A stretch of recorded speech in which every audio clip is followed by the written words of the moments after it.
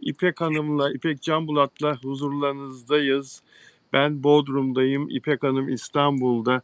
Sizlere güzel bir yayın sunmak için buradayız ve YouTube'un bildirimlerini size ulaştırmasını beklerken İpek'e hatırını sorayım. Nasılsın İpek? Valla bugün anormal bir sıcak. Sanıyorum İstanbul'un herhalde en sıcak havası. Yani Ağustos'ta bile ben böyle bir sıcak görmedim. Klimalar açık evin içerisinde. Merak ediyorum gerçekten, yani Kıbrıs acaba nasıl? Çünkü ben yarın Kıbrıs'a gitmeyi planlıyorum. Dolayısıyla burada bu böyleyse Kıbrıs'ta herhalde neler olacak? Yani nasıl bir sıcak olacak, onu da merak ediyorum. Şükürler olsun diyelim Bilal abicim. İyiyim. Aslında şöyle söyleyeyim. Bugün benim bir sürü hakikaten tanıdığım arkadaşlarım da dahil olmak üzere arayan insanlar oldu. Ya çok kötüyüz, kafamız çok karışık, kafamız berbat durumda. Neden biz böyleyiz dediler. Gökyüzünde de dedim bir problem yok. Yani yeni ay geldi hatta ama bir retro var. Hala daha 26'sına kadar devam edecek olan bir retro. Sanıyorum bundan dolayı dedim. Ben iyiyim. Siz de sanıyorum iyisiniz. Bu arada Bodrum nasıl? Bodrum'da sıcak, çok sıcak. Aynı oradaki gibi. Yani 40 derece burada da hava. Klimaların altında duruyoruz. Başka türlü mümkün değil. Gündüz Evet, doğru söylüyorsun. Denize girmek lazım aslında yani bu havada. denize tabii öğleden sonra sakinleş işte bu saatte falan girmek lazım. Gündüz zaten ancak kuzey ülke turistleri giriyor burada denize. İskandinav turistleri falan giriyor. Aklı olan insan güneşe çıkmaz. Yani öyle diyoruz. Peki saçlar çok güzel oldu, çok Evet değişik ama oldu. dediler ya bana, sen peruk kullanıyorsun dediler. Hayır değil dedim, peruk değildi dedim. Onları inandırmak için bak, peruk değil diyorum, hala da İpek Hanım'ın saçı peruk. İpek Hanım peruk değil, benim saçlarım hep kaynaktı. Onlar da kaynaktı zaten. Evet, Yani bu programlar için yapıyorum çünkü sonuçta televizyonda program yapmıyorum artık. Sadece sizin programınızı özel olarak gerçekten yaptırıyorum. teşekkür Yoksa ederim. bu sıcaklarda Bilal abi, çekilecek kahır değil bu. Hakikaten aklımı oynattım kuaförde. İnanılmaz bir sıcak. Bir de bunlara fön tuttu, mahvoldum. Eyvah, eyvah. Nasıl kaçacağımı bilemedim inan. Bu Evet. arada evet, Gülşah merhaba, Leyla ablacığım merhabalar, Lale Arzu.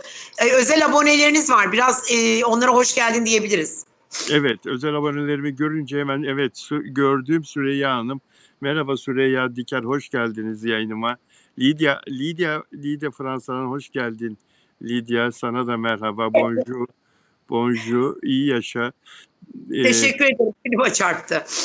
evet, özel abonelerim de gelmeye devam ediyorlar. Peki bu arada konuyu sen açtın ve şimdi benim meraklara sürükledin. Hakikaten, hakikaten. Gezegenlerin bir etkisi yok mu bu olumsuz yaşadığımız günler üzerinde? Yani her Yani şey ters gidiyor. bence var Bilal abi, olmaz olur mu? Var. Yani aslında gökyüzü karışık diyorlar ki çok iyi. Hayır değil. Merkür Retrosu'yla birlikte gelen Şiron Boğa'daki kavuşum aslında Boğa için hiç iyi olmadı. Çünkü yeni ay hep yenilikleri getirir, huzur getirir, mutluluk getirir, şans getirir bize. Ama maalesef bu yeni ay döneminde bende böyle olmadı. Çünkü genelde toprak gruplarını gökyüzü çok etkiler. Neden diyeceksiniz? Gökyüzündeki bütün hareket, o frekanslar, o gökyüzünün dalgaları, o yıldızların ve gezegenlerin Evet. konumları sürekli matematiksel yer değiştirdiği için otomatikman toprağa endeksli. Su o kadar çok etkilenmiyor ama bu senenin tabii ki en şanslı burcunun balık olduğunu söylüyorlar. Özellikle parasal anlamda, özel hayatı anlamında, burçsal anlamda baktığım zaman boğalarla oğlaklar şu dönemde inanılmaz kasırgalar, tufanlar esiyor kafasında. Gelgitler yaşıyor ama tabii senin burcun için demiyorum bunu, aslanlar için. Ne Bu var arada aslanda? Aslanda ne var? dedin ya benim doğum günüm var dedin. Sana dedim ya, ben dedim şey yapacağım, pasta yapacağım doğum gününde. Ha canım. Senin bu pastayı keseceğim dedim. Söyle bir kere daha. İzleyenler de o gün gelsinler yayına. Ne zaman doğum günün? Bugün ayın kaçı? 19'u mu? Bugün 20'si mi? 19'u. 19'u. Hayır, Yir- 18'i. Yarın 19'u. 18'i. 18'i doğum günüm 23 Temmuz. 23 23'te. Temmuz. 23 Temmuz Perşembe galiba değil mi? Evet, evet, hayırlı bir gün aslında. İnşallah Allah sana uzun ömür versin, sağlık diliyorum. Başka Hepimize. hiçbir şey dilemiyorum. Bu yaştan Hepimize. sonra bence dilenecek en güzel şey sağlık. En Sağlık güzel gibisi şey. yok. Buna emin ol. Sağlık gibisi En yok. güzel şey, en güzel şey sağlık, en iyi. insanın isteyebileceği her yaşta lazım. Sağlık. Ayrıca yaşımda hiçbir şey yok.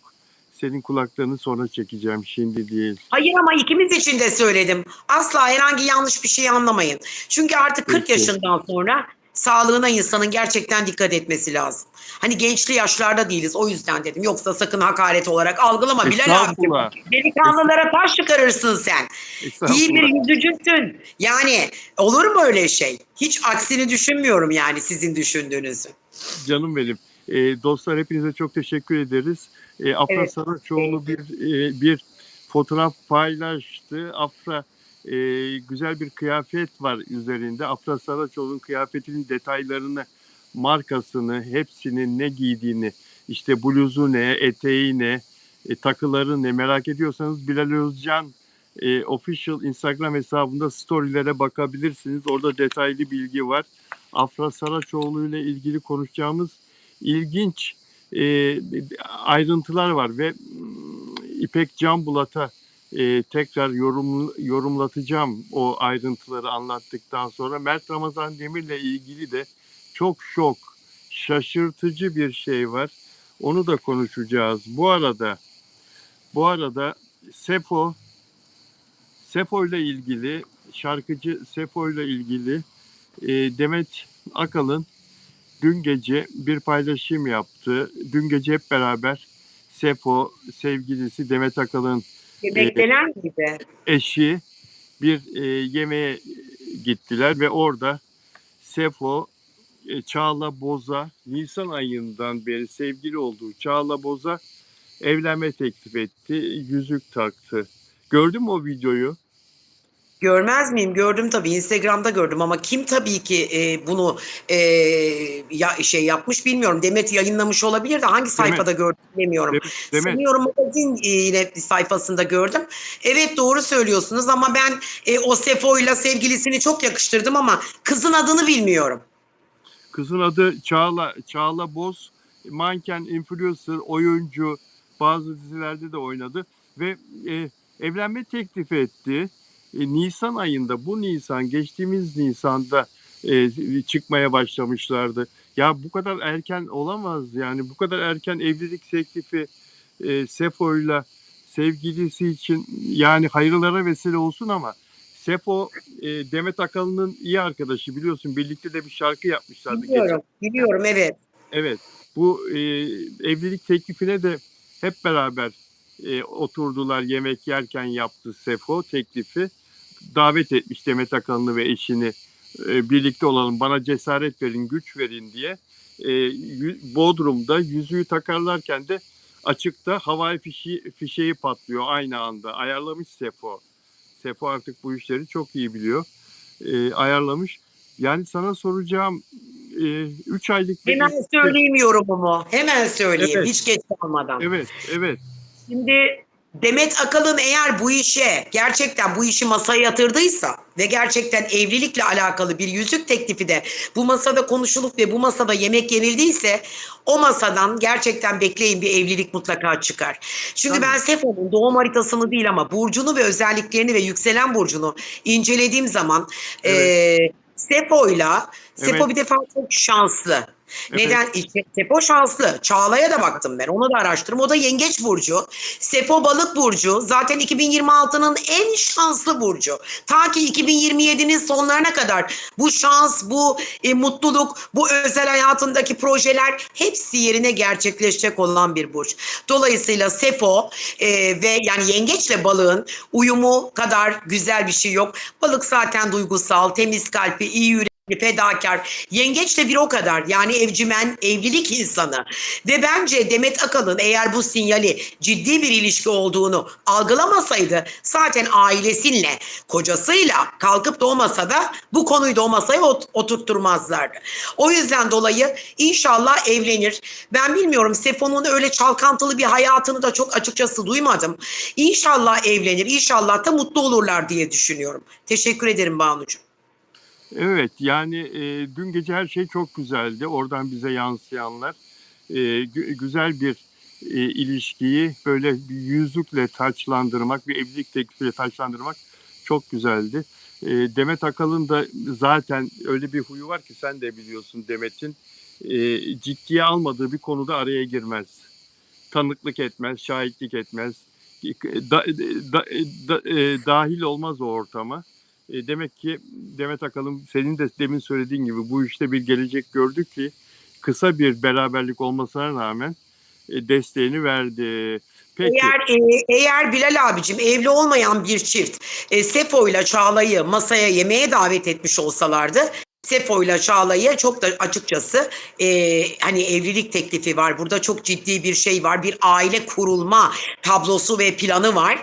Evli bir çift Demet Akalın'la Okan davet ediyor. Ama mesela iki tane evli olmayan bir çift davet etseydi bu olayı o kadar ciddiye almazdım ben açıkçası. Evli oldukları için ve gerçekten çok ciddi bir müessese olduğu için bu olaya imzasını atmış Demet belli. Yani bir girişim yapmış. Demet, ben Demet'i takdir ediyorum. Yıllardır Allah nazardan saklasın. Hem özel Amin. hayatında gerçekten yani evlilik hayatında çok mutlu mesut.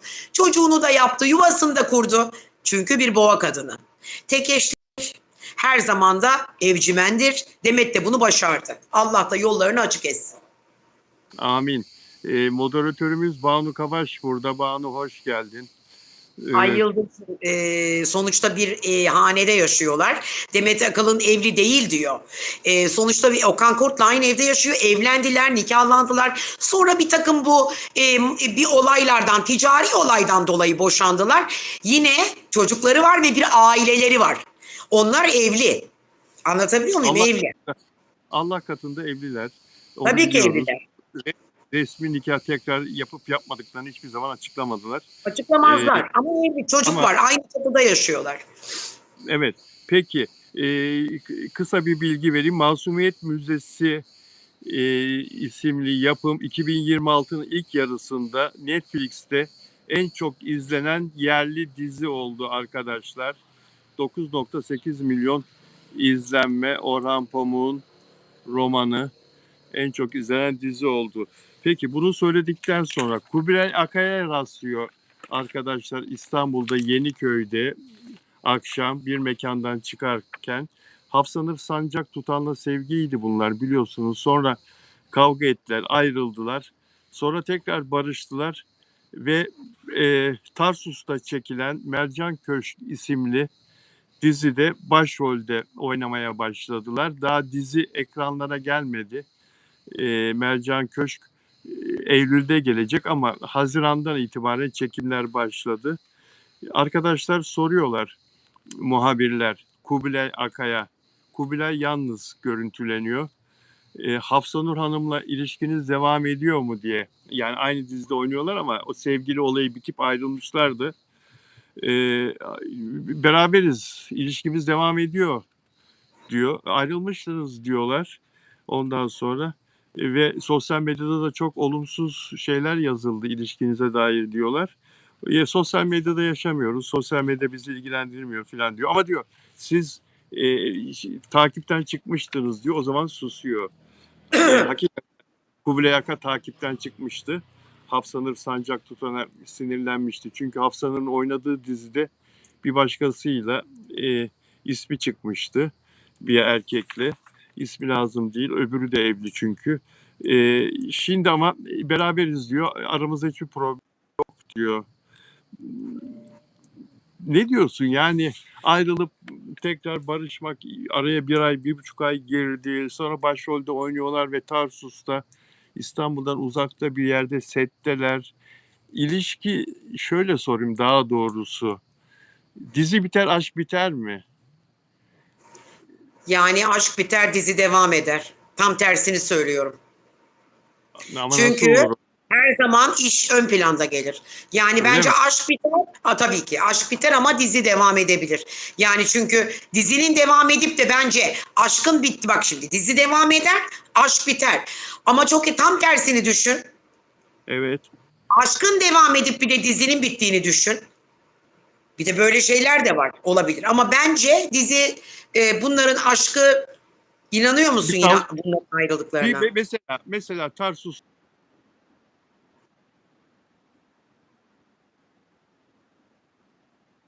falan. Evden dışarı çıkmadıklarını düşün. Ev içinde eski günleri falan tartışmaları hadi bir şekilde gündeme getirip kavga ediyorlar. Bitti diyorlar falan, bitti falan. Bu peki böyle bir şey olursa, kavga olursa aralarında diziye bir zarar gelir mi? Dizide çünkü her gün setteler, başrolde oynuyorlar ikisi. Hayır, Yani gelemez dizide Bilal abi. Çünkü o gelemez. diziler yapılırken yapımcı ve yönetmen bak şöyle söyleyeyim. Evet, Yapımcı ve yönetmen sizi o diziye başlatırken size bir sözleşme imzalattırıyor. yapıyor, Eğer siz yapıyor. ayrılırsanız yahut ilişkiniz noktalanırsa o sözleşmenin kurallarına riayet etmek zorundasınız. Etmediğiniz takdirde hukuki işlem başlatılıyor. Ben bu konuda profesyonelce düşünüyorum. Bazı profesyonelce oyuncular da, yani profesyonel anlamda oynayan oyuncular da var. İlişkileri bitse dahi kendileri yine programa devam ediyorlar. Dizi setlerine yine gidiyorlar. Yine dizi çekmeye devam ediyorlar. Herhangi bir sıkıntı olmuyor yani. Bu Kubilay Aka da çocuk değil zaten. Hafsa Nur da o olgun bir insan. Evet. Peki. Dostlar bizi beğen yaparsanız çok mutlu oluruz. Evet, Eğer lütfen beğeni yapalım. yayını beğeniyorsanız ve abone olarak izlerseniz, abone olmayan arkadaşlar her gün haftada 7 gün canlı magazin bir saat sizlerleyiz. Abone olarak izlerseniz, magazini seviyorsanız çok mutlu oluruz. Bunu da söyledikten sonra Hafsa Nur'la Kubilay'a mutluluk diledikten sonra Milas civarında Bodrum'a 40 dakika mesafede arkadaşlar Milas civarında bir orman yangını çıktı ve yangının çıktığı yere çok yakın, çok lüks bir site var. O sitede bazı ünlülerin evleri var. O evler de zarar gördü. E, Allah'tan e, ilgili kurumlar ilgili kurumlar çok çabuk müdahale ettiler ve o sitede evlerde yaşayan insanları helikopterlerle oradan uzattılar. 1.000 kişi bölgeden tahliye edildi arkadaşlar. E, Büyük bir kabus yaşandı. Kazıklıköy mevkii. Lüks siteye sıçrayan yangında aralarında Çağatay Ulusoy, Yasemin Ergen ve Lucas Torreira, Galatasaraylı Torreira'nın da evinin bulunduğu ünlü isimlerin evleri zarar gördü. Sanat ve spor dünyasının ünlü isimlerinin yaz aylarını geçirdiği bu Milas Kazıklıkoy'da yangın çıktı. Rüzgarın etkisiyle alevler Yasemin Ergin ile Çağatay Ulusoy ve Lucas Torreira'nın da evlerine sıçradı. Pek çok varlıklı iş adamı da var orada ve başka ünlüler de var arkadaşlar. Türkiye'nin gözde tatil beldesi Muğla'da çıkan bu yangında büyük bir korku yaşandı. Bölgede ikamet eden toplam 1.000 kişi tahliye edildi. Kazıklıköy mevkii yangında çok büyük hasar gördü. Ünlü Yani isimlerin mala evleri gelsin, de cana bir gelmesin. anda Hepsine bir sigortalıdır zaten. Alıyorlardır ünlü, sigortalardan ünlü para. isim ünlü isimlerin evleri de bir anda alevler arasında kaldı. Site sakinleri bölgeyi helikopterlerle terk etti. Sabah saatlerine doğru yangın kontrol altına alındı. Sabah gazetesinden Gökhan Göktuman'ın haberine göre sanatçıların evlerinde çok büyük maddi hasar meydana geldi. Sigortalı tabii, benim de mesela sigortalı yıllardır aldığımdan beri sigorta önemli bir kısmını karşılıyor. Sigorta ettirmek gerekli her şartta. Sigorta Evet. ettirmek O gerekli. yüzden Ama üzülecek bir şey yok. Bence cana gelmesin. Cana çok gelmesin. doğru. Çok doğru Cana ama gelmesin. doğaya da Ben ona etrafındaki üzülmedim, bak şimdi neye üzüldüm. Kızacaklar yine bana. Yani şimdi onun trilyonerlerin, zenginlerin evleri yanmış bilmem ne, bunlar önemli değil. Benim için can kaybı önemli. Ama bu nasıl bir önemli insan, değil? Nasıl önemli değil? Nasıl önemli değil? can Ya kaybı mal canın önemli benim için. yongasıdır ya. Mal canın Öyle, ay öyle yongasıdır. deme Bilal abi, Katılmıyorum. canla mal bir mi, Allah'ını seversen. Katılmıyorum ya. Depremde insanların bir sürü evleri gitti. Bak canları Ben, gidene üzüldüm. ben manzaraya bakacağım. Katılmıyorum sana. Peki tamam, Katılmıyorum. saygı duyuyorum fikrinize ama benim için can önemli. Mal önemli değil. Ve orada yangında ölen insanları da bir tarafa geçiyorum. Çünkü can kaybı yok. Sevinçliyim orada ama kim bilir ne hayvanlar öldü o ormanda. He? He? Ne geldin ya. hayvanlar öldü. Ay aklıma şu an Geldin ya. Okan Bayülgen geldi bir anda. Ya ya kuşlar, serçeler, güvercinler, kargalar, kim bilir neler, Maalesef.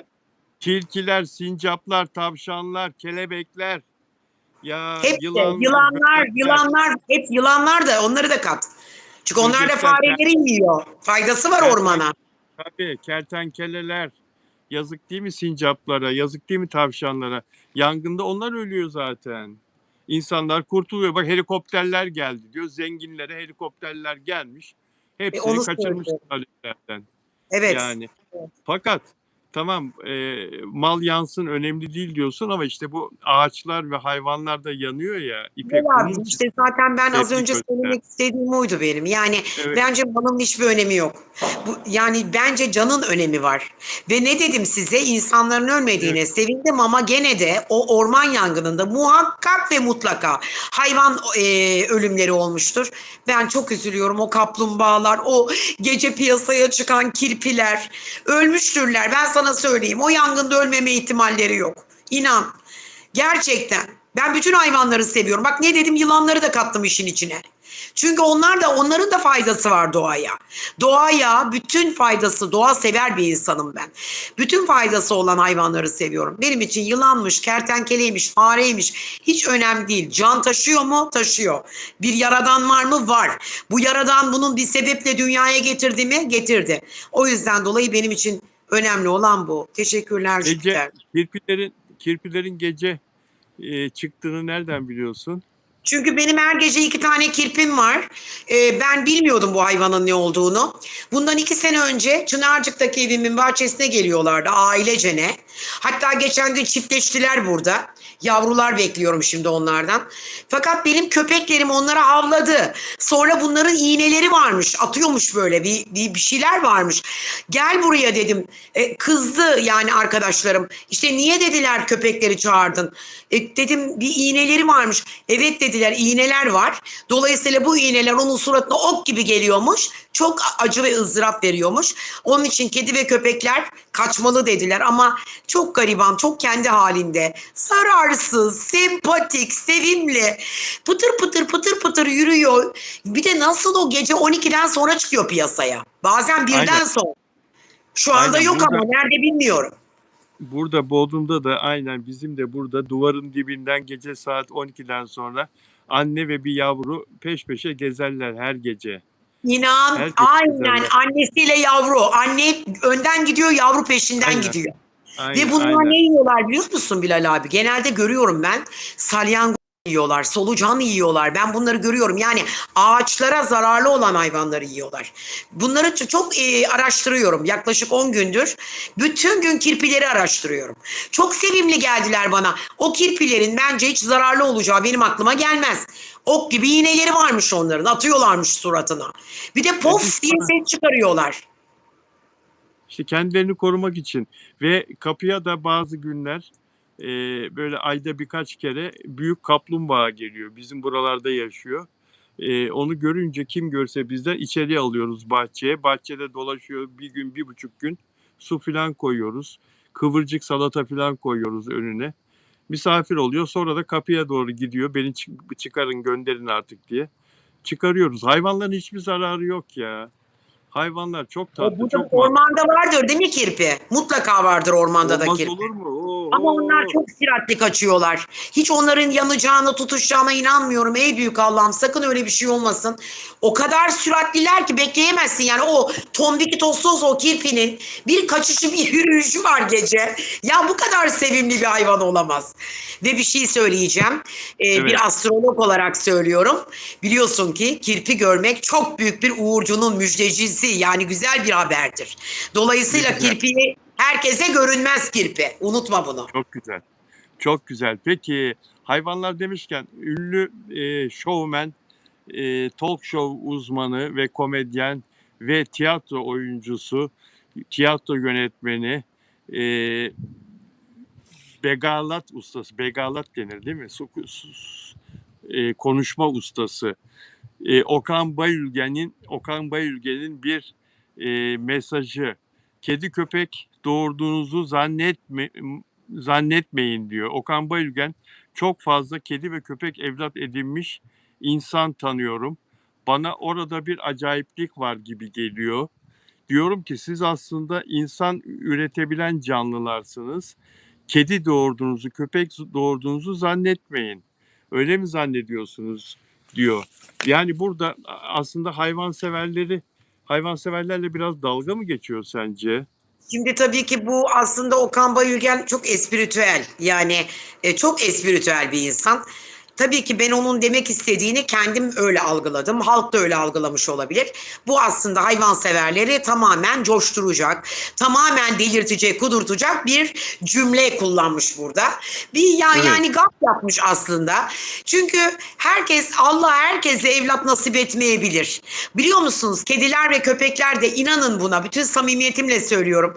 Benim yıllarca çocuğum olmadı. Belki inanın 20 sene çocuğum olmadı benim. 20 senelik çocuğum olmadığında kendime bir tane cooker bir köpek almıştım. İspanyol cooker.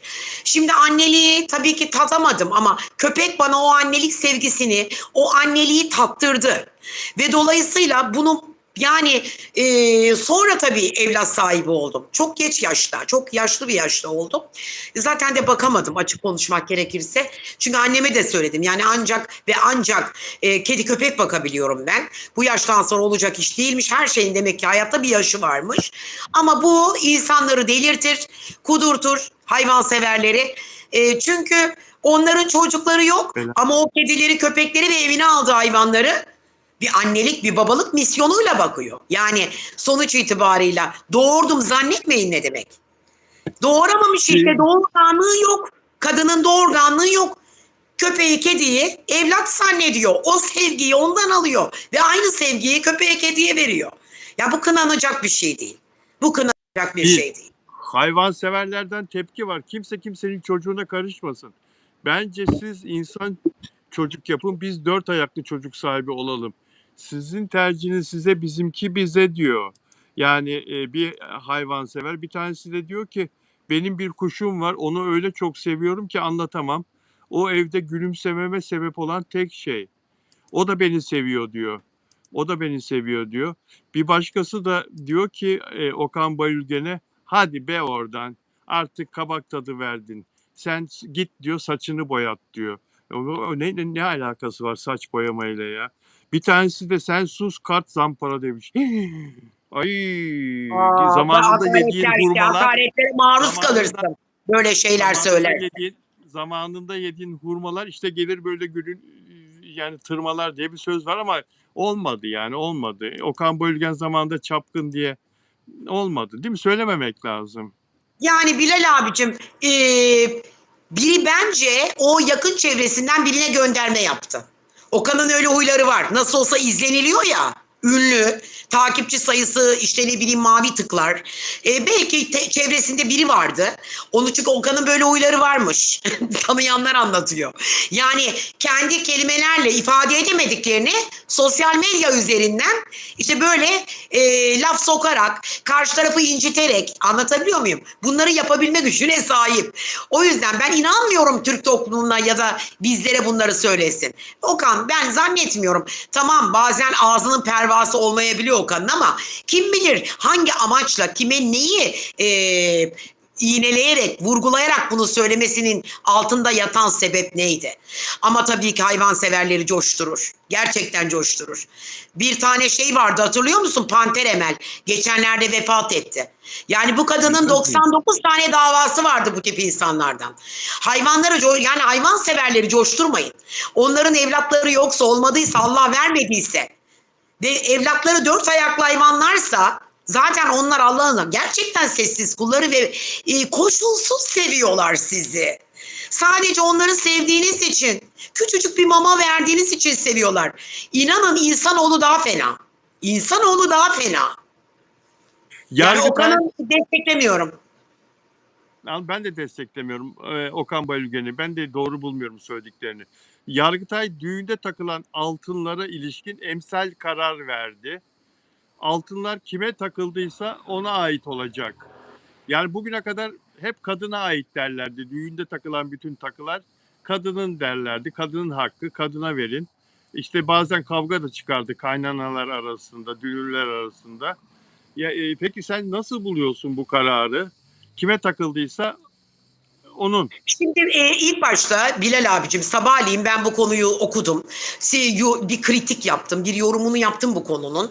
Ama açık konuşmak gerekirse, bütün samimiyetimle söyleyeyim. Önce dedim ki kadınlar zaten e, yani bu konuda erkeklerden de güçsüzler. E, Bence önce kadınlarda olmalı dedim. Sonra da ne düşündüm biliyor musun? Anlaşmaya bağlı bir şey olmalı bence. Yani önce evlenmeden önce bu konu bence masaya yatırılıp konuşulmalı diye düşündüm. Çünkü Evlenilmez o zaman, kavga çıkar. niye Kavga çıksın? çıkar. Yani önce anlaşmayla bu olay başlayacak. Aralarında anlaşacaklar. Evlilik nasıl bir ortak müessese ise önce tabii ki kadına kalsın dedim. Kadının olmalı dedim. Ama evlilik nasıl ortak bir müessese ise eğer bu müessese içerisinde bir mal mülk alınacaksa bak sonra bak seninle konuştuktan sonra fikrim değişti bir an. Alınacak bence o altınlar o aile kuruluyorsa karı kocaya ikisinin de ortak şeyi olmalı. Anlatabiliyor muyum? Olmuyor. Olmuyor. Ben öyle Olmuyor. düşündüm bilmiyorum. Eşitlik Sen öyle, düşündüm. sen öyle düşündün ama olmuyor. Hiçbir zaman olmuyor. Tartışma çıkıyor, kavga çıkıyor. Kaynana diyor ki gelinin annesi diyor ki kızımın diyor, kadının diyor, kadın diyor onun güvencesidir bu diyor. Haklı ama erkek de diyor ki kol saati takıldı diyor ya ben karıma mı vereceğim bunu diyor. Erkeğin diyor. Bana paralar takıldı diyor erkek. Bana altın takıldı diyor. Benim yakama takıldı diyor. Karıma da taktı diyor aynı kişi. Ona taktığı ona, bana taktığı bana diyor. Şimdi bu kavgalar, tartışmalar çok olunca konu mahkemede tartışılıyor ve en yüksek mahkemeye gidiyor, Yargıtay'a. Bir çiftin davası ve biliyorsun en yüksek mahkemenin verdiği karar ondan sonra hep uygulanır. E, Bu konuda da öyle oluyor. Altınlar kime takıldıysa, takılar kime takıldıysa onda kalmalı diyor. Karar Ama bu şimdi böyle. Bilal abi bak şöyle düşünelim. Şimdi ben evleniyorum ama benim Evet, ailem yok. Bak şimdi benim ailem yok. Mesela ailem evet, yani ailem çekirdek bir aile. Annem babam bir de kardeşim var mesela. evet, evet, Karşı tarafta böyle bir aşiret gibi bir aile. O evet, evet, aşiret gibi bir aile evet. bana geliyor. Bir sürü bilezikler takıyor, altınlar, kemerler, işte ne bileyim beşi bir yerdeler filan. Şimdi bu durumda hangi taraf takıyorsa zaten o altınlar o tarafa ait oluyor. Anlatabiliyor muyum? O Tabii yüzden doğru dedim söylüyorsun. eşitlik sağlanmalı. Hoş geldin Caner'cim. Eşitlik sağlanmalı. Ben ondan yanayım. Çünkü evlilik ortak bir müessese. Zaten evlenip de bir ev alacaklar, yatırım yapacaklar. Belki bunu satıp yine evliliklerine kullanabilirler diye zaten Türk Anayasa hukukunda da bu var. Boşandığın zaman evlendikten sonra alınan mallar yarı yarıya. Bu kanun onun için yaptılar. Çünkü evlenmeden önce takıldı o altınlar. Anlatabiliyor muyum? Evlenmeden önce Tabii. takıldı. Evlendikten sonra olsaydı yarı yarıyaydı. Kanun vardı. Ama bunu da bu kanuna yapıştırmışlar. Yani evlendikten sonra alınan mallar yarı yarıya kanununla bunu etiketlemişler, attachment yapmışlar. Ben öyle anladım. Peki bu konuyu yeterince konuştuk. Evet bu Şimdi arada sana alttan soruyorlar Haluk Levent'le ilgili ne düşünüyorsunuz ablacığım diye.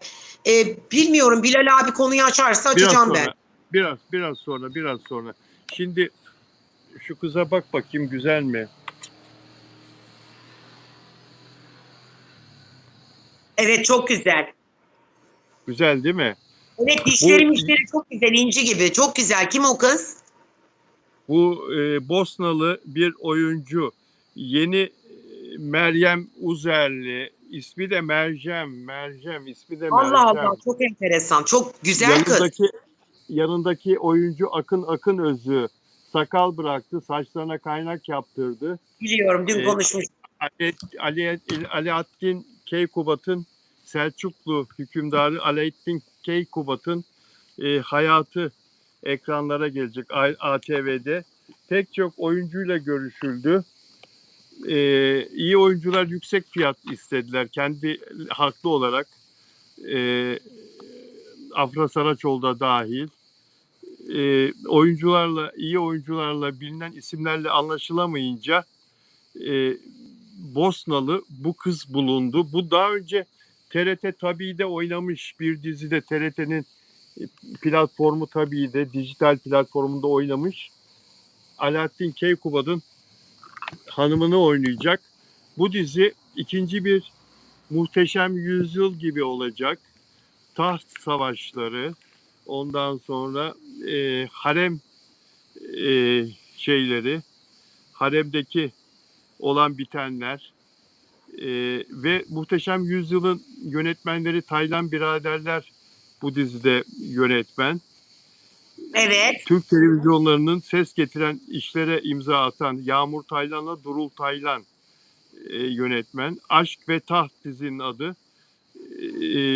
Okuma provasındalar 2 gündür. Çekimler başlayacak.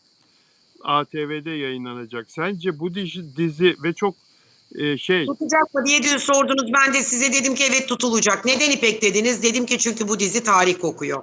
Alaaddin Keykubat var, o var, bu var, şu var. Artık insanlar dedim dün vurdulu kırdılı şiddet içeren dizileri izlemekten nefret ediyorlar. Çünkü onlar topluma kötü bir örnek. En azından Türk tarihimizi bir Türk toplumu olarak daha çok böyle yad edip ve aynı zamanda yine de ona böyle sevgiyle ne bileyim merakla İzlemek kadar güzel bir şey yok. Bence meraklısı çok olacak. Özellikle bana dediler, dün de yazmışlar Instagram'dan. İpek Hanım hangi kesim ve hangi tabaka bunu izleyecek? Ben şimdi insanları mümkün değil ayıramam. Eğitimli, akademik kariyerli, eğitimsiz, akademik kariyersizi ayıramam. Ben de dedim ki eğitimlisi eğitimsizi herkes izlesin bunu dedim. Çünkü en azından Türk tarihini okumamış insanlar da merak edebilir. Bunun okumakla alakası yok. Anlatabiliyor muyum? Türk tarihini okumamış insan merak edebilir. Evet, Orta Anadolu'da kurulan Selçuklu hükümdarlığının Alaaddin Keykubat'ın zindandan tahta uzanan yolculuğunu ve harem entrikalarını, taht oyunlarını anlatacak Aşk ve Taht dizisi. Bu kız Meryem Silzak soyadı.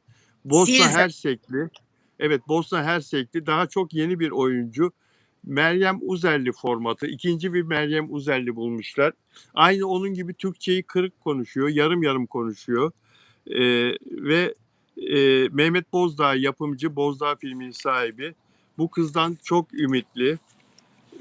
Devletin en parlak dönemini yaşatan Alaaddin Keykubat'ın hayatı insanlar tarafından çok büyük ilgi görecek deniliyor. Bu oyun ekibiyle, oyuncu ekibiyle ve bu dizinin yapım ekibiyle tanışan bazı gazetecilerin yorumları. Bakalım ikinci bir Meryem Uzerli etkisi yapar mı acaba seyirci üzerinde? Onu merak ediyorum ben Yok şahsen. be Göster. Bilal abicim. Hayatta her Ha? şey birer kere şanstır. Bence bir Meryem yani Uzerli gibi ikinci bir Meryem Uzerli gibi olmaz. Ama tabii ki tutar mı? İzleyenler olur. Tutmuyor diye bir şey olmaz. Kültürel bir çünkü bir dizi olacak bu. O açıdan dolayı ama Meryem Uzerli gibi olamaz. O çok izlenildi. O rekorlar kırdı. Onun bir kitlesi vardı. O kitleye sahip olmak için öncelikle bu diziyi önce bir 3-4 bölüm izlememiz gerekecek. Bakalım ne anlatıyor diye. Bir de şurada takıldım kaldım. Yani neden Alaaddin Keykubat? Niye 2. Abdülhamit değil de niye başka bir padişah değil de Alaaddin Keykubat? Bu da kafama takıldı. Yapımcı neden böyle bir şey istedi? Hiç düşündün mü? Neydi sence Yani yapımcının düşüncesi? Selçuklu İmparatorluğu'nda altın dönem 250 yıl sürdü Selçuklu İmparatorluğu yaklaşık. Osmanlı öncesi, Osmanlı İmparatorluğu'nun kurulmasından önce Anadolu'yu, çevreyi, toplumu, işte coğrafyayı, her şeyi hazırlayan bir şeydi, hükümdarlıktı neredeyse. Hı hı. Yani tarih yolculuğunda Osmanlı'ya yol gösteren bir imparatorluk oldu Selçuklu. Türklerin Anadolu'daki hakimiyetinin, çok yoğun hakimiyetinin başlangıcıydı. Arkası ve parçalandığı zaman, yenildiği zaman, bir savaştan sonra parçalandığı zaman ortaya çıkan devletlerden biri de Osmanlı Beyliği oldu. Osmanlı ondan sonra gelişti. Türk tarihinde çok önemli bir yeri var tabii Selçuklu'nun. Bence de çok Osmanlı büyük dizileri önemi var. Tarih dizileri bence izlenilmeli. Yani böyle vurdulu, kırdılı, şiddet içeren, silahlı, bıçaklı. Gördünüz kışın neler yaşadık. Yani bu dizilerden etkilenen o genç delikanlıların birbirlerini bıçaklayarak öldürmelerinden tutun da silahlı saldırılar. Bunlar hep Türk toplumuna kötü örnek. Bence böyle dizileri getirsinler. Hatta Alaaddin Keykupat'ı bir yapsınlar. Bir de ardından da Abdülhamit döneminden bir iki padişahla ilgili yapsınlar. Anlatabiliyor muyum ne demek istediğimi? Yani böyle şeyler yaparlarsa bizim halkımız sever. Niye sevmesin Bilal abi? Tabii ki severler. Çok doğru söylüyorsun. Peki, şimdi geçelim Mert Ramazan Demir'e. Mert Allah. Ramazan Demir'le ilgili ilginç bir gelişme var. Senin de düşünceni soracağım. Bana bir dakika Sakın müsaade ne et. olur dün söylediğim cümlelerden sonra Mert'le bir kızla birlikte görüldü deme. Şurada Yo, yo, yo. bayılıverir. Yok, yok, yok, yok. Ekranın en popüler erkek oyuncuları soruluyor. Ekranın en popüler erkek oyuncuları kimdir? 8-14 Temmuz haftasında diye yapılan araştırmada, Canım. incelemede yaklaşık 2 aydır piyasada olmayan, hiçbir paylaşım yapmayan, değil post story bile atmayan yaklaşık 2 aydır Mert Ramazan Demir sosyal medyada falan hiç görünmeyen, hiç ortalarda görünmeyen, tek kare fotoğrafı yayınlanmayan, yaşayıp yaşadığı bile belli olmayan diyeceğim neredeyse. Mert Ramazan Demir bütün erkek oyuncular içinde birinci sırada yer aldı. En çok sosyal medyada en popüler erkek oyuncu sıralamasında. Biliyorsun bu sosyal medyadaki isminin geçmesiyle alakalı oyuncunun. Onunla ilgili atılan tweetler, yorumlar, mesajlar, retweetler. Mert Ramazan Demir birinci sırada. İkinci sırada Taşacak Bu Deniz dizisinin İSO'su Erdem Şanlı. Üçüncü sırada Çağan Efe Ak 17. Daha 17 dizisinin genç yıldızı. Sonra Çağatay Ulusoy, Atay Yaşat yine daha 17 dizisinin genç oyuncusu.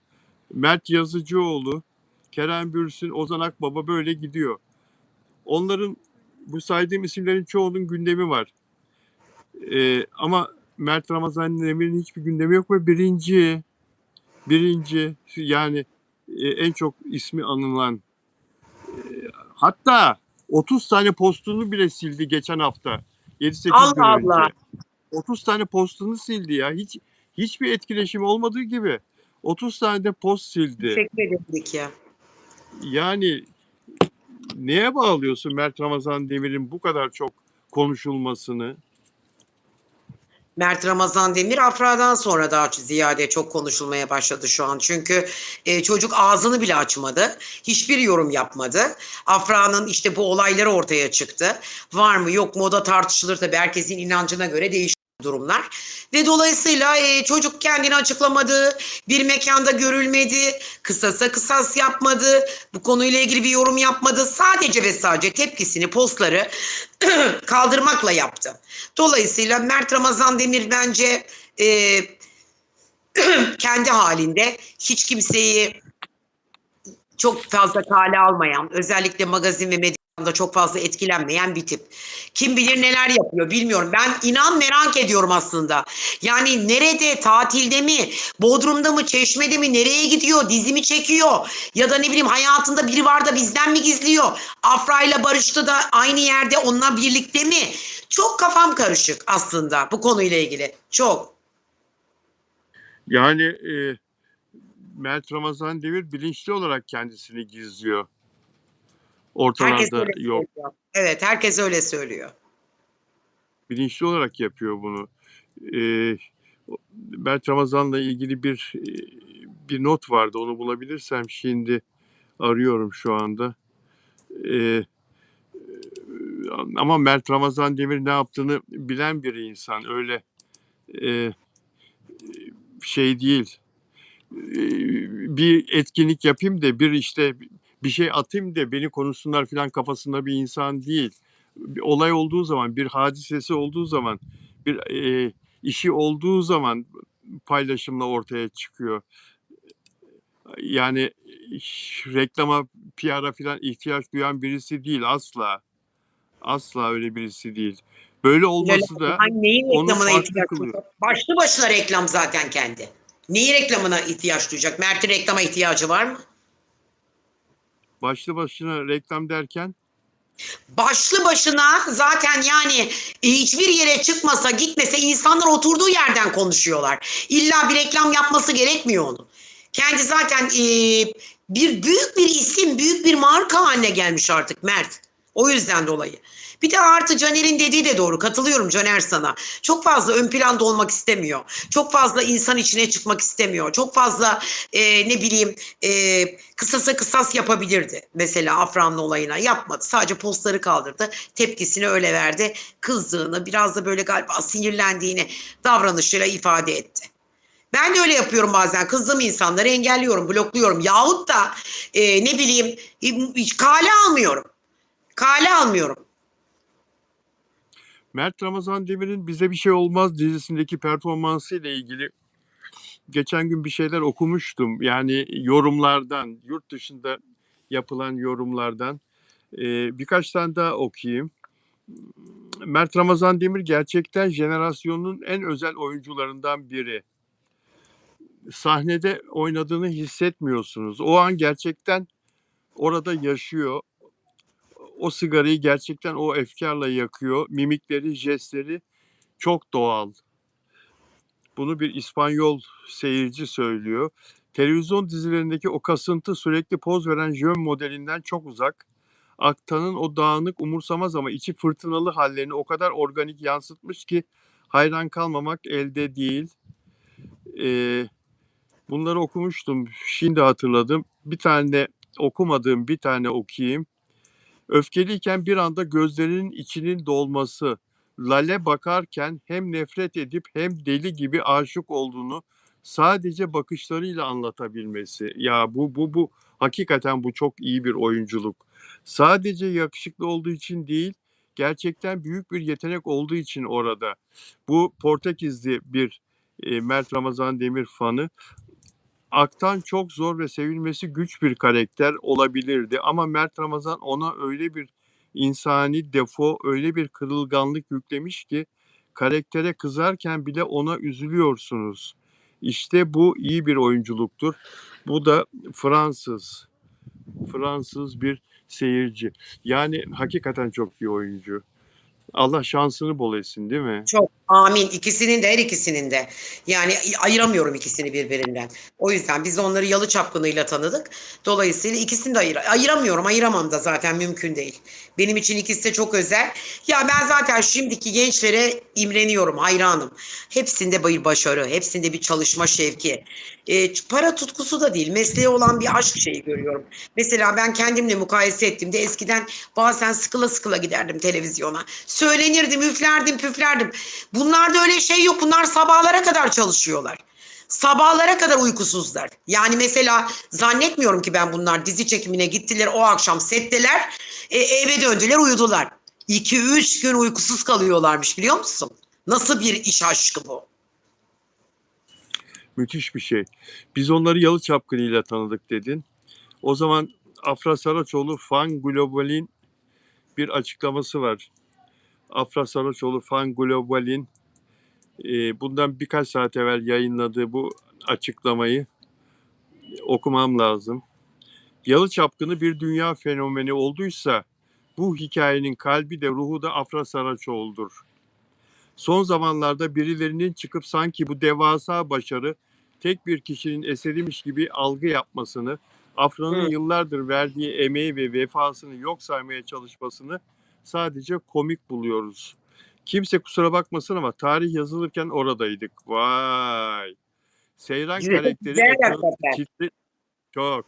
Seyran karakteri ekranı titretirken, o sahneler dünyada viral olurken Afra'nın yeteneği, disiplini ve her hücresiyle rolünü yaşaması bu işin lokomotifiydi. Güzel değil mi? Çok güzel okuyorlar, Bence yazıyorlar. de. İlk günden beri projeyi omuzlayan, her fırtınada işine ve karakterine vefa gösteren bir kadının emeğinin üzerine kimse yatamaz. Kim yatmış ya merak ettim. Zaten tam da bu yüzden elde edilen bu devasa başarıyı tek bir isme indirgemek her şeyden önce projenin kendi doğasına aykırıdır. Çünkü iyi biliriz ki bir dizide efsanevi bir kimya yaratmak tek kişilik bir şov değildir. Eğer partnerlerden biri o enerjiyi veremez, diğeri de ona aynı güçle karşılık veremezse ortada dünyayı ekrana kilitleyen o yangın çıkmazdı. İşte bu yüzden Yalı Çapkını başarısını Mert Ramazan Demir ve Afra Saraçoğlu'nun birbirini büyüten o muazzam sinerjisine borçludur. Afra'nın fandomu olarak biz Mert'in emeğini, yeteneğini ve bu projeye kattığı değeri asla yok saymadık. Her zaman hakkını teslim ettik. Biliyoruz ki kimya iki kişiliktir. Biri kıvılcımı çakarken diğeri o ateşi harlamazsa o efsanevi sahneler asla doğmazdı. Mert harika bir ortak ve başarılı ortaklarından biridir. Buna hiçbir lafımız yok. Yani burada Mert'e de hakkını teslim ediyorlar. İkisinin ortak başarısıdır. Buse'cim. Birisinin başarısı değildir tek başına demek istiyorlar. Sosyal Evet, doğru medyada söylüyorsun. bazen fandomlar iki oyuncunun da iki ayrı çok koyu fanı var. Bu bir gerçek. İkisini birlikte destekleyen çok fan var. Aframcılar ya da Afram'ın olmadığını söyleyip Afra ile Mert'i yine ikisini birden destekleyenler var. İşlerini destekleyenler var. Çok ilginç fan grupları oluştu. Afra'yı tek başına destekleyenler var. Bir de Mert'i tek başına destekleyenler var. 4 tane, hatta 6 tane. Öbür ikisi de ne biliyor musun? Afra'yı destekleyip Mert'e çok kızandan nefret edenler, böyle de var. Mert'i çok destekleyip Afra'dan nefret edenler. Bunlar azınlıkta bu nefretçiler. Ama bunlar da var. 6 türlü fandom doğdu. Şimdi diyor ki bu arkadaşlar, Afra'nın global fanları, bunlar çok mantıklı. Bizler bu dengeye ve partnerliğe böylesine saygı duyarken birilerinin Mert'i yüceltmek adına sinsice Afra'yı gömmeye, vay canına be, onun gecesini gündüzüne katışını yok saymaya çalışması tam bir akıl tutulmasıdır. Vay vay vay. Tam da bu noktada sırf kendi hırsları uğruna suyu bulandırmaya çalışan o çevrelere iki çift sözümüz var. Ne yapmaya çalıştığınızın, neyi amaçladığınızın çok iyi farkındayız. Algı operasyonlarıyla, sahte hesaplarla tarihi ve yaşanmışlıkları yeniden yazabileceğinizi mi sanıyorsunuz? Unutmayın ki insan hafızası üzerine tek bir sil tuşu olan bir bilgisayar değildir. Afra'nın bu projeye bıraktığı izi, milyonların kalbine kazıdığı sahneleri ve her bölüm dökülen o alın terini 3-5 tweetle hafızalardan silemezsiniz. Suyu ne kadar bulandırırsanız bulandırın, güneş balçıkla sıvanmaz ve gerçeklerin üstünü örtemezsiniz. Geçmişi yok saymaya çalışarak sadece kendinizi komik duruma düşürüyorsunuz. Ne Afra'nın emeği senindir ne de bizim hafızamız. Herkes haddini ve hakkını bilsin. Bu başarı iki güçlü partnerin ortak zaferidir. Bunun altına imza atarım. Bu başarı iki güçlü partnerin ortak zaferidir. Ya bu da fandom savaşları ama bu arkadaşlar çok Var, öyle mantıklı. savaşlar çok var yani Afra ile Mert arasında. Var. Ama yani dün zaten bu konuyla ilgili konuştuk. Şimdi alttan da yazıyorlar, artık bıktık diyorlar aynı konuları konuşmaktan diyorlar. Ama sizler soruyorsunuz, fanlar bana yazıyor, Instagram'dan da yazıyorsunuz bana, DM'lerde de okuyorum. Bunlar İpek Hanım işte şöyleydi böyleydi. Diyorum ki size bakın, böyle bir durum var ya da yok. Her şeyin çözümü, her şeyin ilacı zamandır çocuklar. Zamana ihtiyacımız var. İnanın zamana ihtiyacımız var. Ben de istiyorum, inanın, bu kadar verilmiş bir aşka, emek verilmiş bir aşka, bu kadar gerçekten büyük emeklerle kurulmuş bir olaya verilmiş bir emeğin karşılığı alınmalı diye. Ben tabii ki onların hep evleneceği konusunda, birlikteliklerinin bozulmayacağı konusunda, küskün böyle dargın, kırgın ama gerçekten ciddi bir ayrılık olmadığında bile ben ne yaptım, hep ne dedim?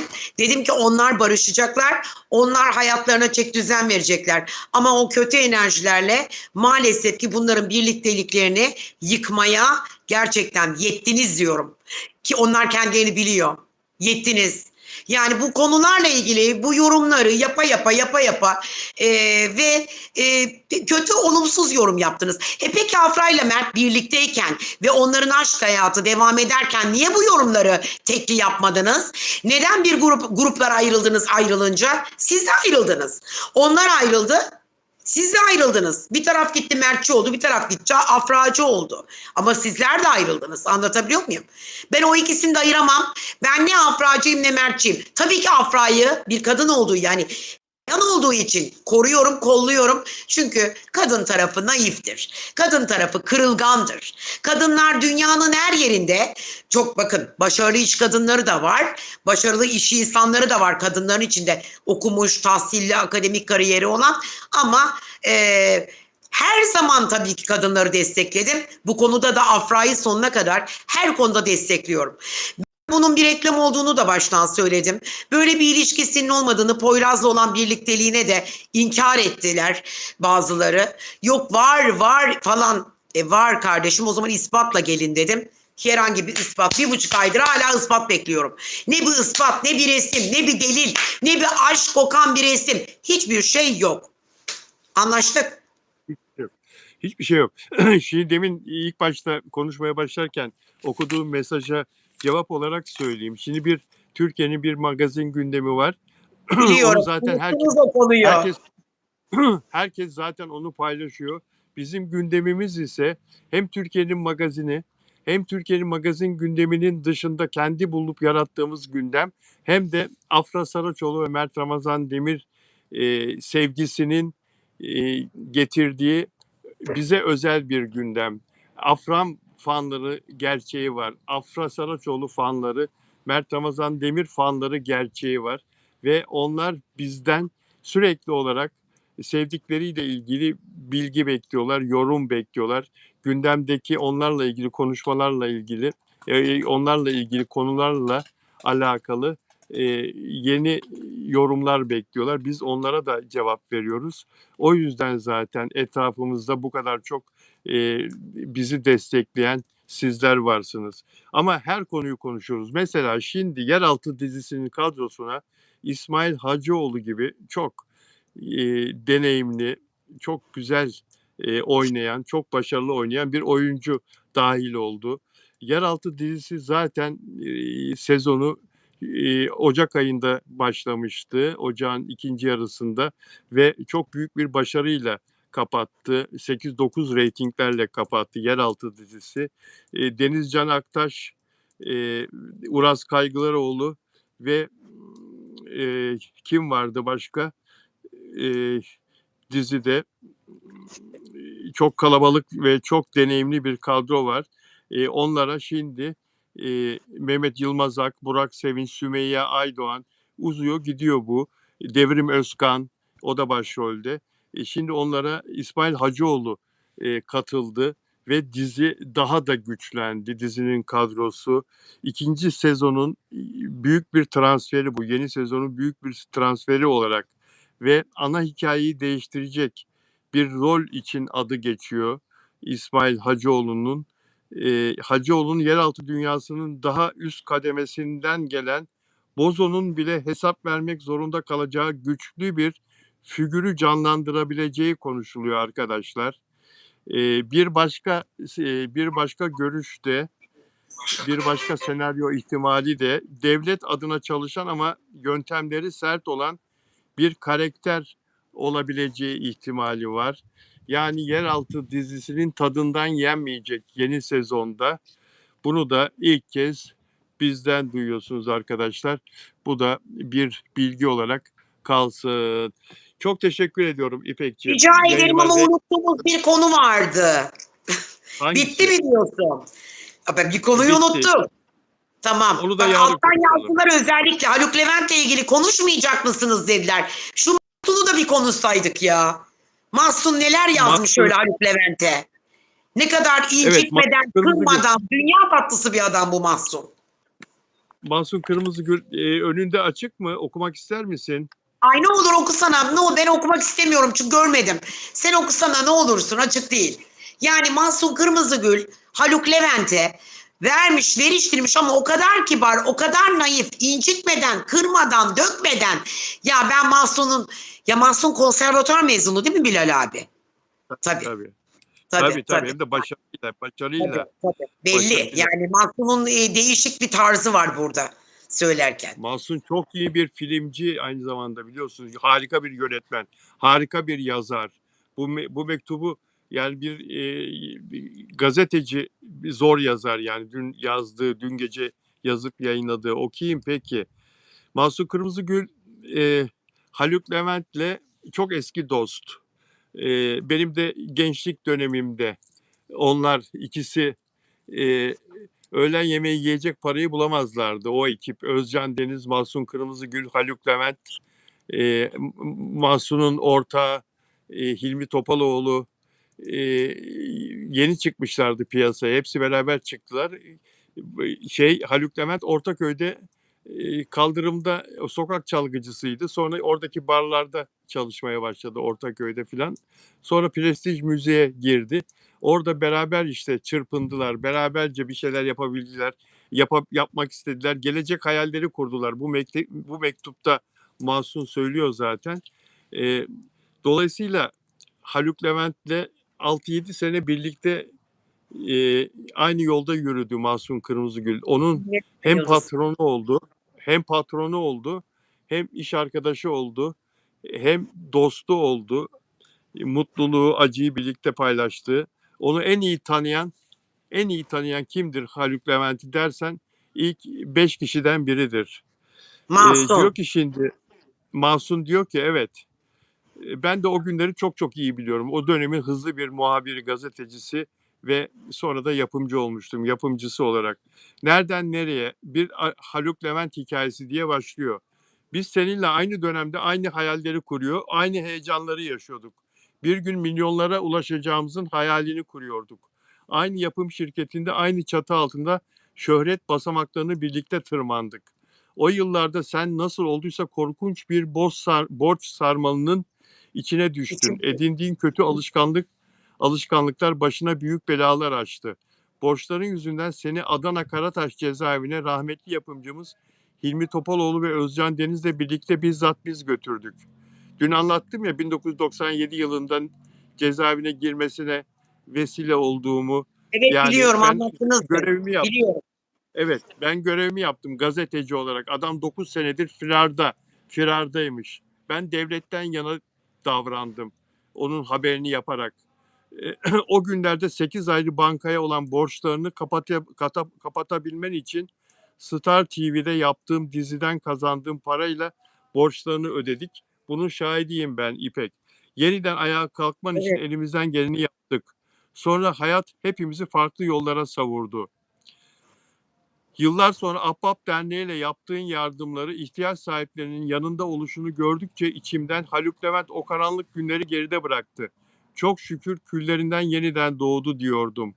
Attığın her adımla gurur duydum. Bakanlar, valiler, belediye başkanları, Cumhurbaşkanı'nın eşinden aldığın ödül, sivil toplum kuruluşları yaptıklarını takdir etti. Binlerce konser verdin, meydanlar doldu, salonlar doldu. Reklamlarda oynadın, büyük markalar sana sponsor oldu. Hayat sana milyonlarca insanın ömrü boyunca ulaşamayacağı imkanlar sundu. Ama ah be Haluk, şu kötü alışkanlıklarından neden kurtulamadın? Neden? Depremde ölen insanlar için o masalara bir daha oturmamalıydın. Kumar masalarından bahsediyor. O Biliyorum. ekranlara bakmamalıydın. O tuşlara hiç dokunmamalıydın. Keşke ellerin kırılsaydı da bu alışkanlıklara bir daha dönmeseydin. Bu halk seni başının üstüne koydu. En güvenilir, en çok alkışlanan sanatçılardan biri yaptı, bağrına bastı. Sana ikinci, üçüncü, belki de son bir şans verdi. Depremde insanların evlatlarını, annelerini, babalarını toprağa verirken, kendi yaralarını sarmaya çalışırken, milyonlarca insan elindekini, avucundakini sana gönderdi, sana güvendi. Milyonlarca insan sana ışık yaktığı halde o karanlığın içinden aydınlığa çıkamadın. Neden o ışığı göremedin? Neden o kötü alışkanlıkların için doğruluktan ve dürüstlükten ayrıldın? Hayat bu kadar ucuz muydu Haluk? Birkaç dakikalık heyecan uğruna bunca sevgiye, bunca güvene, bunca emeğe sırt çevirmeye gerçekten değer miydi? Yaptıkların sadece seni yıkmadı. Sana inananları, seni sevenleri, dostlarını da derinden yaraladı. Ben bugün en çok seni değil, aileni düşünüyorum. Sadece onlar için bile bütün kötü alışkanlıklarını, bütün tutkularını, bütün zaaflarını geride bırakmalıydın. İçimde cevabını bulamadığım tek bir soru kaldı. Gerçekten değdi mi Haluk? Yani aslında ona çok üzülüyor. Yani onu kınamıyor, üzülüyor. Keşke diyor o bağışıklığını yani o bağımlılığını yapmasaydın, o tuşlara basmasaydın, gitmeseydin, o bağımlılığından kurtulmuş olsaydın başına bunlar gelmeyecekti. Çünkü bu senin ikinci tecrüben diyor. İlkinde zaten borç batağındaydın ve ben başka bir magazinde okudum. Senin borçlarını ödedim diyor. Seni toparladım Yok, diyor. bunu dedi. Borçlarını ödedim. Seni tekrar olgunlaştırdım diyor. Çıkarttım diyor toprağa yani çukurdan çıkarttım seni diyor. Neden bu ikinci Burada da. defa bunu yaptın diyor. Valla Masum içeriden bir insan. Yani Haluk Levent'i çok yakından tanıyan bir insan. Bugüne kadar yapılan en çarpıcı açıklama Haluk Levent gerçeğini içeriden bir tanık olarak çok güzel anlatmış. Bu bir de neyi bitirdi biliyor musun? Neye nokta koydu? Hı. Bazı insanlar hala inanamıyorlardı Haluk Levent'in suçlu olduğuna. Hala masum olabileceğine inanıyorlardı. Onu 30 senedir yakından tanıyan en yakın dostu burada bu açıklamayı yapmak zorunda hissetti kendini. Çünkü Mahsun Kırmızıgül iyi bir vatandaş ve halktan yana, devletten yana davrandı. Bu açıklamayı yapmakta doğrudan yana davrandı. Yani suçlu olduğunu bile bile, kabahatli olduğunu bile bile Haluk Levent'i savunmaya kalkmadı ve sessiz de kalmadı. Çoğu insanın yaptığı gibi, çoğu ünlünün yaptığı gibi Maalesef. arkasından konuşmadı. E, Mahsun'un bu yaptığı asla düşene bir tekme daha vurmak değil. Tam tersine bir sanatçının topluma karşı vatandaşlık görevini yerine getirmesidir. Arkadaşlar ben de biliyorum bu adam bütün bunları yapmış olabilir demektir. Ve hala Haluk Levent'in masum olabileceğini düşünenlere de yok kardeşim, yok öyle değil, sizin sandığınız gibi değil dedi. Tabii ki yargı, Değişik bir mahkeme. lisanla ama bak. Değişik bir dilde söyledi. Bir başkaları gibi değil, Cüneyt Özdemir gibi, o bu gibi. Bak dikkat et, direkt linçlemiyorlar bunu Haluk Levent'i. Evet, Değişik bir evet. dilde kibarca söylüyorlar. Yani işte hayıflanıyor, niye üzülmüş gibi gösteriyorlar. Yani işte niye yaptın bunu, keşke yapmasaydın. Aslında burada Mahsun haklı. Mahsun burada haklı. Seni borç batağından Tabii. çıkartmış. Çukurlardan çıkartmış. Ne akla hizmette gittin tekrardan bu kumar bataklarına, Kıbrıs yollarında insanları şunu bunu yaparak bunları yaptın. Bu da yanlış. Yanlış. Yapmasaydı keşke. Ben de üzülüyorum onun adına aslında. Bakma sen. Ya o kadar Haluk Levent söyleyecek çok şey var aslında da söyleyeceğimiz şeyler de sıkıntı yaratabilir. Şunu Evet, evet, söyleyelim, evet. şunu söyleyelim. O kadar düşüncesiz bir insan ki, ama o kadar düşüncesiz bir insan ki bugün bütün bu kendisi aleyhinde söylenen sözlere bakıyorsun. Mesela diyor ki insanlar, ya diyorlar sen zamanında kumar oynamışsın, borçlanmışsın filan, batmışsın, o yüzden dolandırıcılık yapmışsın, çekler imzalamışsın, hapse girmişsin filan. Sen insanların deprem parasını sana yolluyorlar. Sen gidiyorsun Kıbrıs'ta kumar oynuyorsun ve orada kumar oynadığın yerde yüzlerce insan var. Binlerce insan giriyor çıkıyor. Seni tanıyorlar, biliyorlar filan. Bu ne fütursuzluk diyorlar ya. Bu ne vurdum duymazlık ya. Bu ne boş vermişlik, bu ne saçmalık. Sen insanları kale almıyorsun. Sen insanları işte hem paranızı bana yollarsınız hem ben de burada gidip çatır çatır oynarım demek istiyorsun bunu yapmakla diyor insanlar. Senin paranmış, değilmiş, derneğin parası değilmiş, senin paranmış. Bize martaval okuma diyorlar. Bize martaval okuma ya. Sen kumar oynuyorsun kardeşim sonuçta diyorlar. Ama sen bir hayırsever derneğinin başındaki insansın ve o derneğe her gün milyonlar yatıyor ve sen kumarhanede görüntü veriyorsun. Bize martaval okuma diyor insanlar. Bu fütursuzluğu nasıl yaptın diyorlar ya. Bunu nasıl yaptın? Yani o yüzden şimdi Haluk Levent iyi insan falan diyoruz ya, sen ben onu yakından tanıyanlar falan. O iyi insan tarafında tiyatro olduğunu düşünüyoruz. İyi insan bunları yapmaz ya.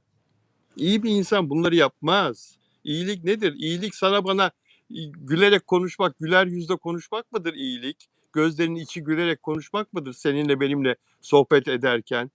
Hayır Biz değil. bunu biliyoruz. Biz bunu biliyoruz sadece. Ve iyi insan diyoruz. Öbür tarafta yardım ediyor mu, etmiyor mu? Ettiğini söylüyor ve ettiğini kabul ediyoruz. Değil mi? Genç kızları kurtardığını filan, okul yardımı, yurt yardımı filan. Belki biraz da yapıyordu. Yapıyordu elbette biraz.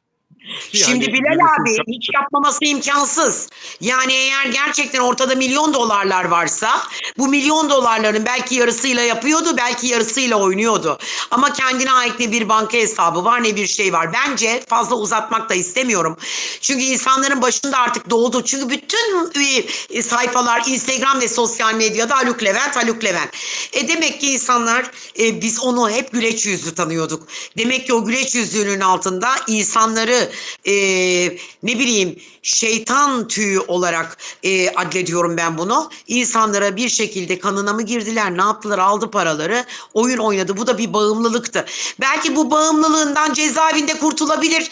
Çok dua edenler var bana danışanlarımdan. Mesela çocuğum diyor madde bağımlısı, İpek Hanım cezaevine girdi çok seviniyorum diyor kadınlar. Bak bundan kurtulabilir. Belki caydırıcılığın asıl sebebi de olabilir bu. Anlatabiliyor muyum? Cezasını tabii ki yaptıysa çeker. Onu tabii ki kanun bilir, biz bilemeyiz ama o gariban insanların duygularıyla oynayıp yok işte şuna buna depremzedelere şunu toplayacağız, bu derneklere bunu toplayacağız deyip yani belki de içlerinde devlet memuru olan vardı, kredi çeken vardı, garibanlar da vardı. Ah almak çok kötü bir şey. Ah almak çok kötü bir şey. O yüzden dediğim gibi Bilal abicim Mahsun haklı. Kusura bakma. Cüneyt Özdemir de haklı, Mahsun da, halk da haklı. O iki kadın da haklı. Valla Evlenme vaadi bütün bu verdi ya kadınlara. suçlamalar, bütün bu suçlamalar Cumhuriyet Savcılığı'nın soruşturmasındaki suç isnatları, 5 ayrı suç isnadı var kendisine yüklenen. Onlara bakınca e, ya Haluk Levent'in maddi ve manevi olarak çok zor durumda kalacağını düşünüyorum. Yani Haluk Levent maddi ve manevi olarak bitecektir diye düşünüyorum yani. Artık Haluk Levent'in dönüp de kendisini toparlayıp zannetmiyorum ya. Yani önünde cezaevinde çok uzun yıllar olacağını tahmin ediyorum. Çok Ama uzun yine yıllar vicdanlı insanlarımız var öyle deme. Vicdanlı insanlarımız var. olacağını. Eğer varsa yine kumar oynadığını söylüyorlar mesela. Var yine kumarbaz arkadaşlarından birileri destek olabilir onun hayatına. Anlatabiliyor muyum? Yine mağdurlardan öyle söyleyeyim. Olsunlar, insanlık olsun, her zaman olsun ama şimdi bu suçunun işledikleri yargılanma sonucunda ceza olarak, suç olarak tespit edilirse ve cezası verilirse hepsi birden bir sürü insan şikayetçi. Beni dolandırdı diyen var. Daha yeni bir çek davası bitti. Bir başkası beni dolandırdı diyor. İşte karısı diyor şöyle yaptı, öbür kadın böyle yaptı. Bunlar şeyin buzdağının görünen yüzleri. Bir sürü hakkında Allah böyle yardımcısı olumsuzluk olsun. yani. Allah yardımcısı olsun. Bu Amin. dünya zaten Amin. imtihan dünyası. Bir Amin. şeylerin sınavını veriyoruz. Yaptığımız hatalarıyla, yanlışlarıyla sevaplarımızın da ödüllerini alıyoruz, karşılığını alıyoruz. Allah ona yardım etsin. Başka hiçbir şey söylemiyorum. Son sözüm Amin. bu. Ben Amin. herhalde yayın bitti öyle düşünüyorum. Bir saati çok geçtik. Doğru mu? Tabii tabii. Tamam. Doğru doğru. Teşekkür ederim yayına Ben katıldığın teşekkür için. ediyorum. Herkese güzel hafta sonları diliyorum. Bakın hepinize gerçekten böyle bol eğlenceli, bol kahkahalı, yürekten söylüyorum bunu. Bir hafta sonunuz olsun inşallah. Bu akşam ve yarın olmak üzere. Tekrar görüşmek üzere. Bilal abi size de ayrı teşekkür ediyorum. Herkese iyi Ben akşamlar teşekkür diliyorum. ederim. Hoşça kalın, esenlikle İyi kalın. akşam, iyi akşamlar. Lidya, iyi akşamlar. Dostlar, iyi akşamlar. Görüşmek üzere. Sevgiler.